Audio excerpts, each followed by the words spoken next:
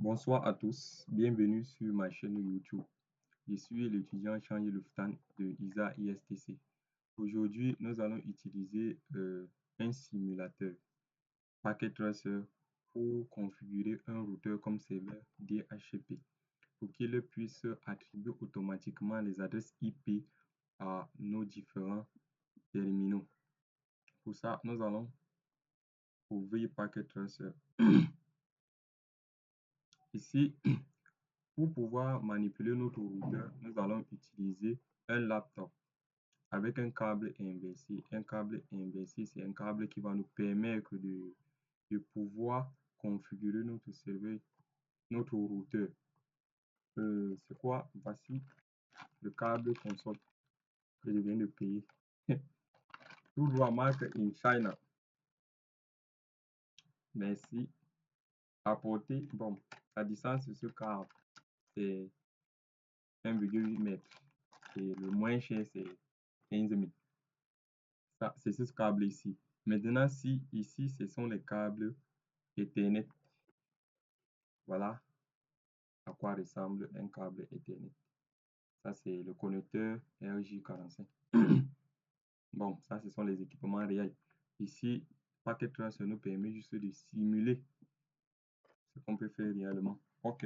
Nous allons passer à la configuration du routeur. La première des choses, c'est nous allons modifier, nous allons changer le nom du routeur. Puis, nous allons attribuer une adresse. Nous allons activer son interface, puis attribuer une adresse IP. Pourquoi je dis activer son interface? Regardez ici, l'interface du routeur est toujours désactivée. C'est ces interfaces qui sont activées. Donc, nous allons d'abord l'activer avant de continuer, avant d'effectuer nos configurations. OK.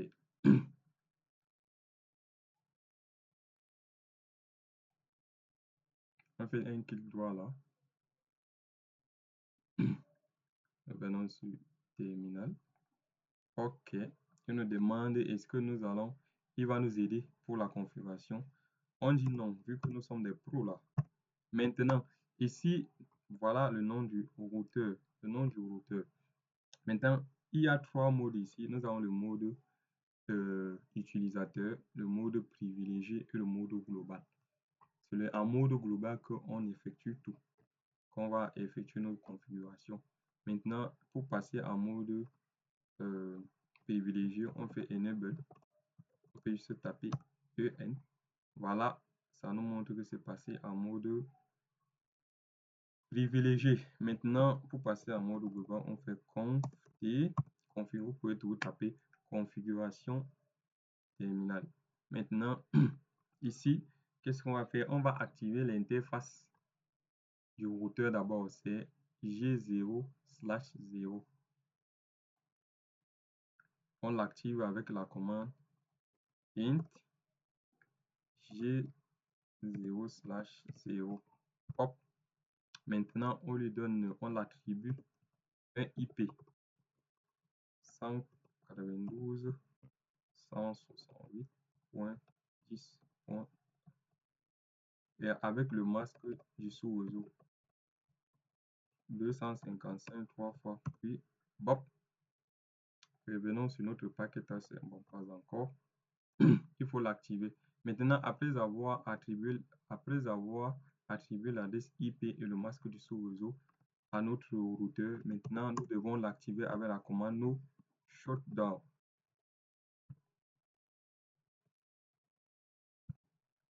No shutdown. Revenons sur notre paquet tracer.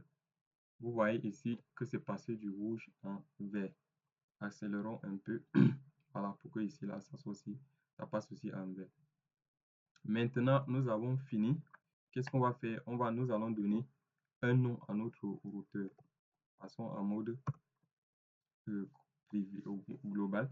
Pour donner un nom à notre routeur, on tape seulement la commande hostname suivi du nom que nous voulons donner. On met commutateur 1.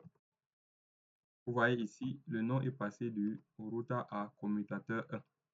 Maintenant, nous allons le configurer ce routeur pour qu'il puisse attribuer automatiquement les adresses à nos PC. Ok, comment est-ce qu'on le fait? On le fait à l'aide de la commande IP DHCP. Excusez.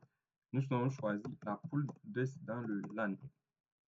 Si vous voulez mettre LAN 1. Maintenant, adresse, non. Network 192.168.10.1. Le masque du serveur 255.255.255.0 et validé. Maintenant, il nous faut une route pour quitter d'ici à là.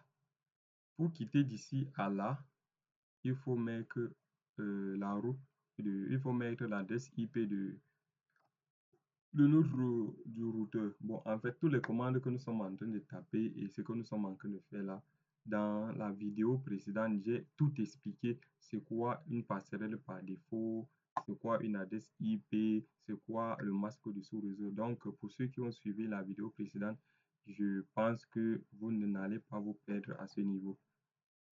Donc, nous allons mettre notre route par défaut avec la commande default route 192.168.10.1. Ça, c'est notre route par défaut. Maintenant, revenons au niveau de nos équipements et nous allons demander au serveur DHCP de nous attribuer automatiquement les adresses. Ici,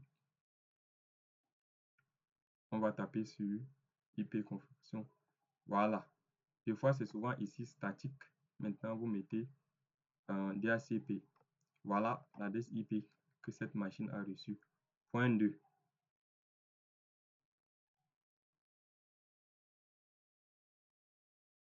Voilà, c'était déjà même à statique. C'était déjà même à DHCP. Ici, quand c'est souvent à statique, ils n'ont pas d'adresse IP. Vous pouvez le mettre statiquement ou bien de façon statique ou bien de façon dynamique comme nous venons de le faire. Ici, c'est point 3. Ici, DHCP il est à cocher. Ça, c'est non. Voilà, ça c'est point 4. Donc nous voyons que nous sommes dans le même réseau. Voilà l'adresse IP de cette machine, le masque du sous-réseau et l'adresse du passerelle par défaut, l'adresse du routeur. OK. Nous allons maintenant utiliser le protocole ICMP pour faire un ping, pour essayer, le ping c'est de tester la connectivité entre ces équipements. Est-ce que le PC0 parvient à joindre le PC2 par exemple? Est-ce que le PC1 parvient à joindre le PC0? Ceci, nous allons retenir l'adresse IP de cette machine, c'est point 4. Donc, nous allons faire un ping à partir de ce PC. Bon, j'avais déjà fait certains ping. Donc, comme je ping 192.168.10.4. Vous voyez que le ping passe sans difficulté. Donc, le ping, c'est juste quoi? Nous avons fait un écho à cette adresse-ci. Il nous a répondu il nous a fait un reply. Il nous a répondu avec son adresse IP. Nous avons le byte, ça c'est le poids de l'information. Le temps mis pour transférer l'information. Et TTL, ça c'est le TTL, c'est la durée de vie d'un paquet. Nous allons expliquer plus tard.